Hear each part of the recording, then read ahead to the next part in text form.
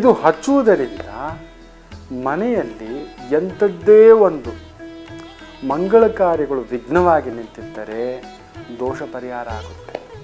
ಅದರಲ್ಲೂ ಮುಖ್ಯವಾಗಿ ಶುಕ್ರವಾರ ಸೀರೆಯುಟ್ಟು, ರೇಷ್ಮೆ ಸೀರೆಯುಟ್ಟು ಯಾವ ಮನೆಯಲ್ಲಿ ಮಂಗಳ ಕಾರ್ಯಗಳಾಗ್ತಿಲ್ಲ, ಅಮಂಗಲವೇ ಎಲ್ಲ, ಏನು ಮಾಡ್ಲಿಕ್ಕೆ ಹೋದ್ರೂ ಅಮಂಗಲ, ಏನು ಮಾಡ್ಲಿಕ್ಕೆ ಹೋದ್ರೂ ಕಿರಿಕಿರಿ, ಮನೇಲೇನೋ ಅನ್ನ ಕೆಡ್ತಿದೆ, ಯಜಮಾನರು ಸರಿಯಾಗಿ ಬರ್ತಿಲ್ಲ, ನನ್ನ ಮೇಲೆ ಅನುರಾಗ ತೋರಿಸ್ತಿಲ್ಲ, ನನ್ನ ಮೇಲೆ ಪ್ರೀತಿ ತೋರಿಸ್ತಿಲ್ಲ, ಯಾಕೋ ಸಿಡುಕು ಸ್ವಭಾವ ಸ್ವಲ್ಪ ಜಾಸ್ತಿ ಮಾಡ್ಕೋತಿದ್ದಾರೆ, ಯಾಕೋ ಪ್ರೀತಿ ಅನ್ನೋದೇ ಮಾತೇ ಬರ್ತಿಲ್ಲ ಅನ್ನೋತಕ್ಕಂಥ ಒಂದು ಸ್ತ್ರೀಯರು ಶುಕ್ರವಾರದೊತ್ತು ಒಂದು ಕೆಲಸ ಮಾಡಿ, ಒಂದು ಕಳಶ ಸ್ಥಾಪನೆ ಮಾಡಿಬಿಟ್ಟು ಅರಿಶಿನದ ದೀಪ ಮಾಡಿಕೊಡಿ ಪುಟ್ಟದಾಗಿ.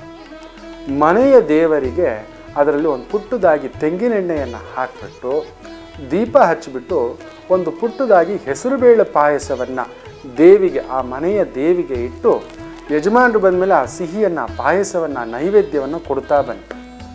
ನೋಡಿ, ಸರಿಸುಮಾರು ಒಂದು 15 ಶುಕ್ರವಾರಗಳಷ್ಟರಲ್ಲೇ ನಿಮ್ಮ ಯಜಮಾನರ ಸಿಟ್ಟು, ಸಿಡುಕು, ಕೋಪ, ದುಡುಕು ಕಡಿಮೆಯಾಗಿ ಅಮಂಗಲ ಅಂತ ಏನೇನು ಆಗ್ತಿತ್ತೋ ಅದೆಲ್ಲವೂ ದೂರ ಹೋಗಿ ನೆಮ್ಮದಿಯಾಗಿರ್ತಕ್ಕಂಥದ್ದಾಗುತ್ತೆ.